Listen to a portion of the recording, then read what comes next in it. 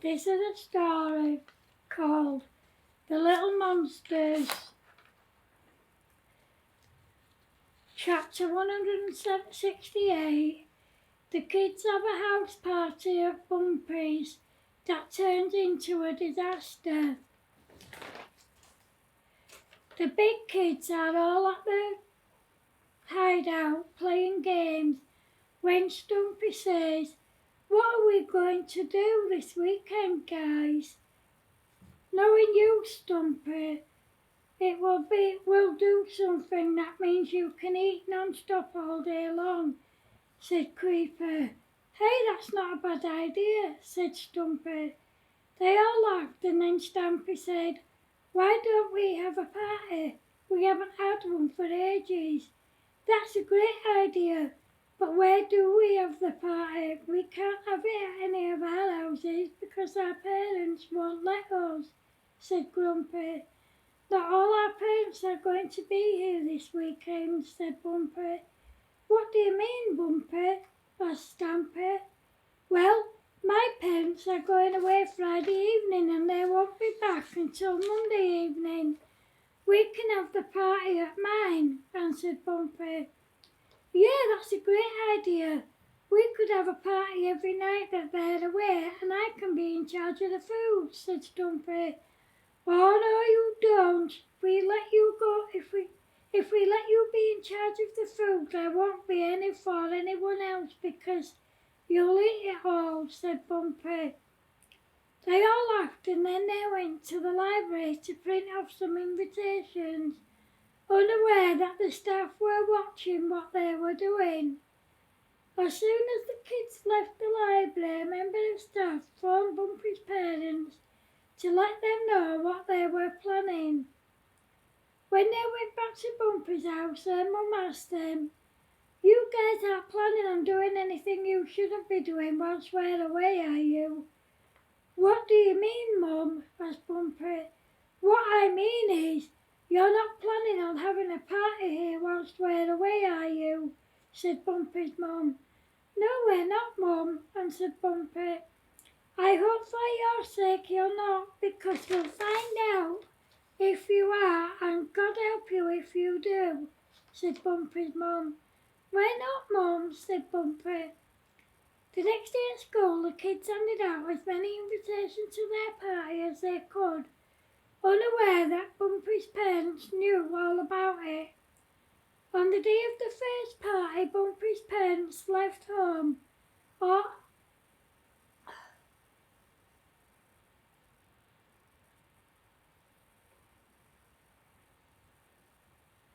the day of the first party, Bumpy's parents left home in the morning instead of in the evening, so the kids bunked off school. They spent the day getting everything ready for the party. The first thing they did was the food, and for the ingredients they used fried boiled ham, uncooked frozen peas, uncooked lamb joint, uncooked pork joint, uncooked gammon joint, uncooked chicken joint, uncooked frozen cauliflower, uncooked frozen broccoli, uncooked frozen sprouts and uncooked frozen chicken drumsticks. Then they made the punch using 20 big bottles of Advocaat, 20 big bottles of sweet cider, 20 big bottles of different types of dry white wine, 20 big bottles of different types of sweet white wine, 20 big bottles of Baileys, 20 crates of different types of lager, 20 crates of different types of bitter, and 20 big bottles of sherry.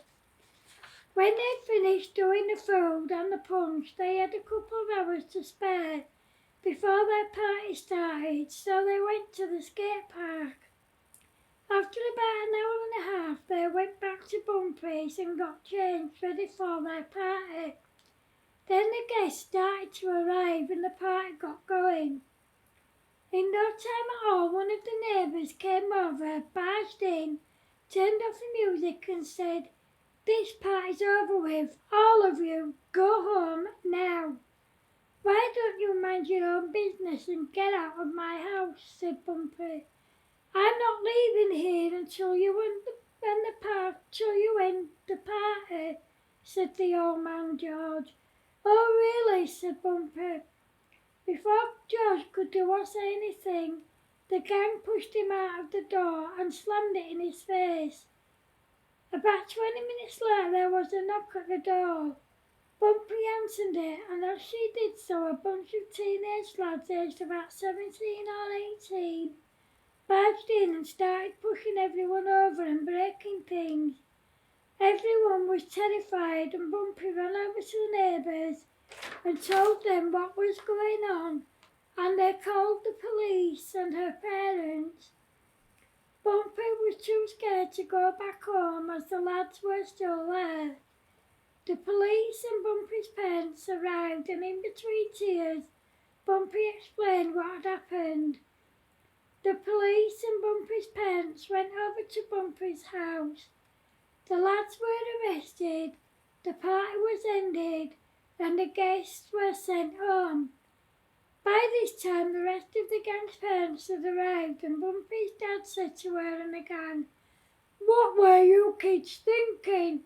You've been told time and time again not to have parties and not to drink alcohol. Look at the state of this house because of you lot." "That's not our fault, Dad. Those boys just barged in uninvited," said Bumpy. "It is your fault, Bumpy. If you hadn't have had the party in the first place, this would never have happened.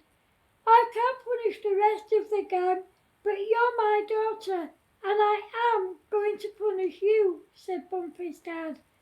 "Oh, like I care, Dad. You can punish me as much as you like. It won't make a difference to me.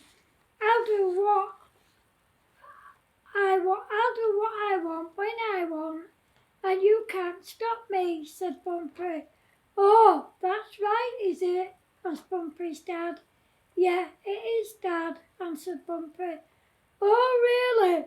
Well, you listen to me, my girl. You're grounded for 6 weeks. During that time, there will be no play, no phone, no TV, no games consoles, and you're not to see the rest of the gang at home or at school, except during lessons, of course. You're to walk to school separately. Now give me your phone and go to your room and stay there, please. The rest of you, go home, please," said Bumpy's dad. Bumpy didn't hand over her phone or go to her room. She turned on her heels and walked out of the front door, followed by the rest of the gang who had been given the same punishment as her. They decided that they were still going to have their second party, and it was going to be at Stumpy's grandma's old house. They went round letting everyone know. Then they made their way to the house and stayed there overnight. The next day they got everything ready for the party. By about 7 p.m. all the guests had arrived and the party got going. After about half an hour the music was turned off and Bumpy's dad said, "This party's over. I want all of you except my daughter and her friends to leave." Before he could do or say anything else, Bumpy and the gang pushed him out of the door and locked him out. However, what they didn't realise is that the kitchen window was open. Bumpy's dad climbed in, turned off the music again and told everyone to go home. Once all the guests had left, he said to the gang, "You kids never learn ever, do you? You were all told that you were grounded for 6 weeks. I have permission to tell you that you are all now grounded for 8 weeks. Get this place cleaned up and then I'll take you all home." The kids started cleaning up, but then Bumpy's dad went to the toilet, so they all left and locked him in. Thankfully, one of the neighbours had seen Bumpy's dad arrive, and they saw them locking him in. They phoned Stumpy's grandma and she came down, and let him out, the kids went to the hideout and stayed there overnight. The next day, they all arrived back at Bumpy's at around 8 p.m. When they got there, all their parents were there. They grabbed them, forced them into their cars and took them on. The next day, instead of going to school, they dropped the little ones off and then they went to the Randall skate park. They did this every day when they should have been at school. When they should have been in their rooms, they either sneaked downstairs and out of the door, or they climbed out of their bedroom windows. After a few days, the school rang their parents to find out why they hadn't been in. That night when they came home, Mrs. Scott had been to their houses and dropped off the work they'd missed. However, they refused to do it. They just ripped it up and threw it in the bin. The next day, their parents insisted on taking them to school and taking them into the building. During break time, lunchtime and after school, they were made to sit in separate classrooms to do the work they'd missed. However, none of them did it. They just left the classroom before anyone could stop them. Eventually, they did the work, but they refused to take notice of the rest of their punishment. They just did what they wanted. I mean, if they did take notice of their punishment, they wouldn't be the Little Monsters gang now, would they? Well, would they?